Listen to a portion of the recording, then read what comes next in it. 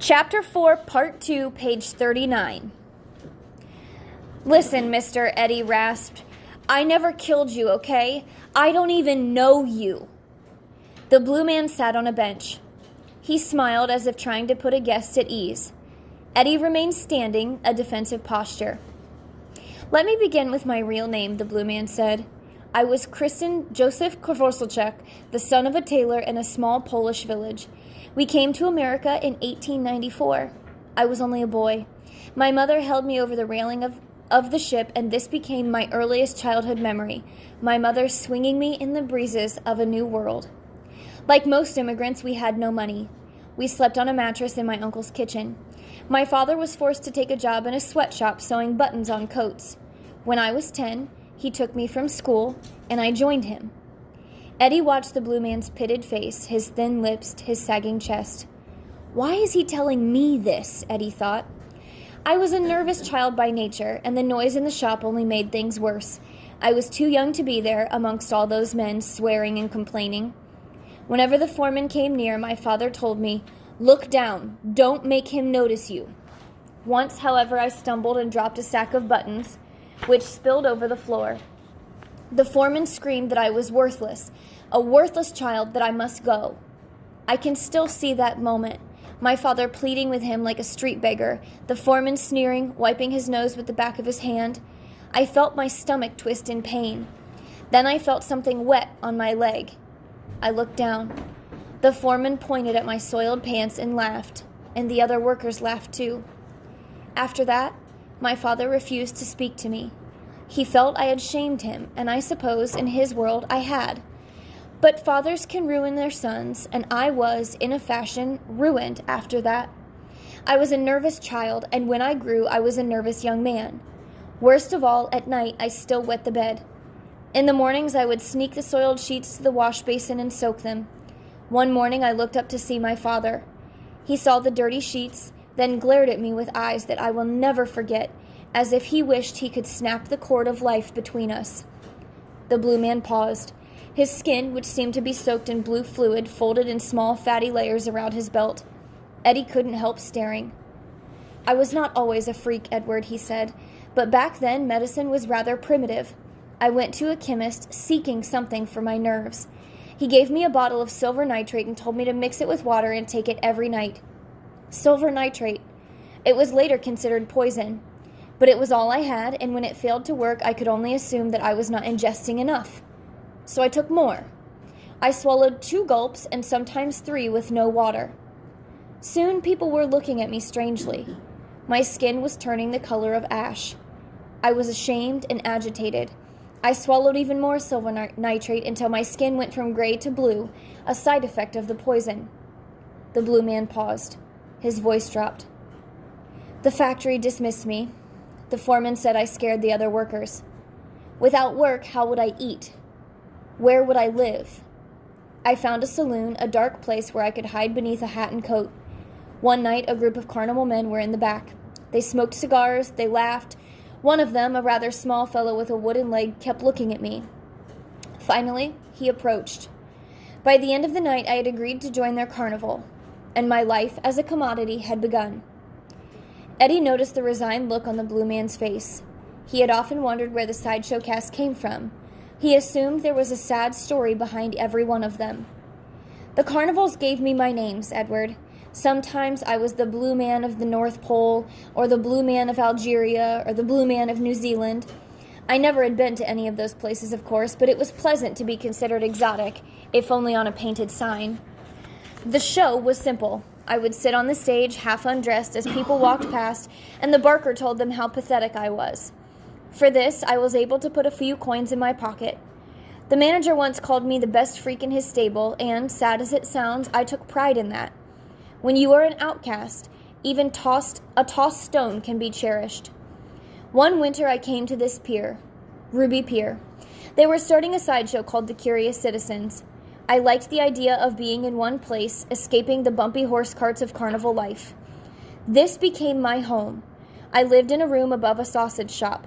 I played cards at night with the other sideshow workers, with the tinsmiths, sometimes even with your father. In the early mornings, if I wore long shirts and draped my head in a towel, I could walk along this beach without scaring people.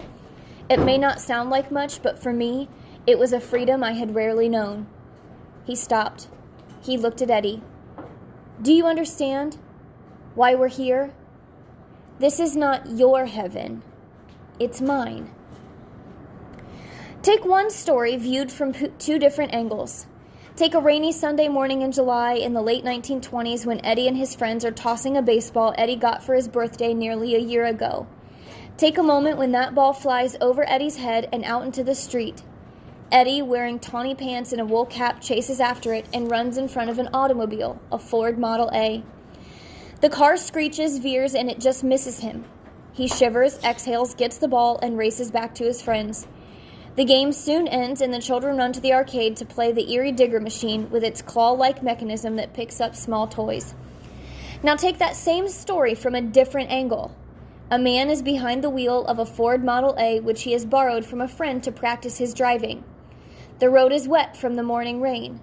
Suddenly, a baseball bounces across the street and a boy comes racing after it. The driver slams on the brakes and yanks the wheel. The car skids. The tires screech. The man somehow regains control and the Model A rolls on. The child has disappeared in the rearview mirror, but the man's body is still affected, thinking of how close he came to tragedy. The jolt of adrenaline has forced his heart to pump furiously, and this heart is not a strong one, and the pumping leaves him drained. The man feels dizzy and his head drops momentarily. His automobile nearly collides with another. The second driver honks and the man veers again, spinning the wheel, pushing on the brake pedal. He skids along an avenue and then turns down an alley. His vehicle rolls until it collides with the rear of a parked truck. There is a small crashing noise. The headlights shatter. The impact smacks the man into the steering wheel. His forehead bleeds. He steps from the Model A, sees the damage, then collapses onto the wet pavement. His arm throbs. His chest hurts. It is Sunday morning. The alley is empty. He remains there unnoticed, slumped against the side of the car. The blood from his coronary arteries no longer flows to his heart. An hour passes. A policeman finds him. A medical examiner pronounces him dead. The cause of death is listed as heart attack. There are no known relatives. Take one story viewed from two different angles. It is the same day, the same moment, but one angle ends happily at an arcade with the little boy in tawny pants dropping pennies into the Erie Digger machine, and the other ends badly in a city morgue where one worker calls another worker over to marvel at the blue skin of the newest arrival. You see, the blue man whispered, having finished the story from his point of view. Little boy? Eddie felt a shiver. Oh no, he whispered. Today is Eddie's birthday. He is 8 years old. He sits on the edge of a plaid couch. Interruption, but I have this following students for an attendance check: Michael Claudel, Carly Eichler, Hunter Fredericks, Brianna Henning, Riley Jones, Gavin Lazier, Kate Knoll, Faith Roberts, and Dylan Yolenhage. Also, I need the following students to report to the lecture hall at the end of the period: Alyssa Adams, Connor Glass, Elizabeth Harding, Tyler Johnson, Avery Metzgar, Andrew Puschel, John Robinson, Rebecca Stein, Megan Tester, and Chase Wolford. Need those students to report to the lecture hall at the end of the period. Thank you. He sits on the edge of a plaid couch, his arms crossed in anger. His mother is at his feet tying his shoes. His father is at the mirror fixing his tie. I don't want to go, Eddie says. I know, his mother says, not looking up, but we have to.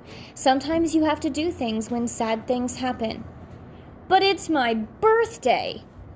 Eddie looks mournfully across the room at the erector set in the corner, a pile of toy metal grinders and 3 small rubber wheels.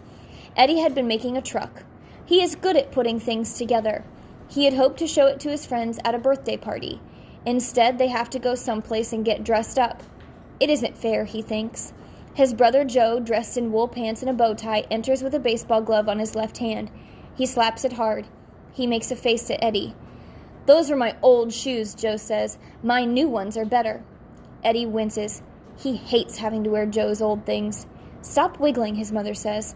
They hurt, Eddie whines. Enough, his father yells. He glares at Eddie. Eddie goes silent. At the cemetery, Eddie barely recognizes the pier people. The men who normally wear gold lame and red turbans are now in black suits like his father. The women seem to be wearing the same black dress. Some cover their faces in veils. Eddie watches a man shovel dirt into a hole. The man says something about ashes. Eddie holds his mother's hand and squints at the sun. He is supposed to be sad, he knows, but he is secretly counting numbers starting from 1, hoping by the time he reaches 1,000 that he will have his birthday back.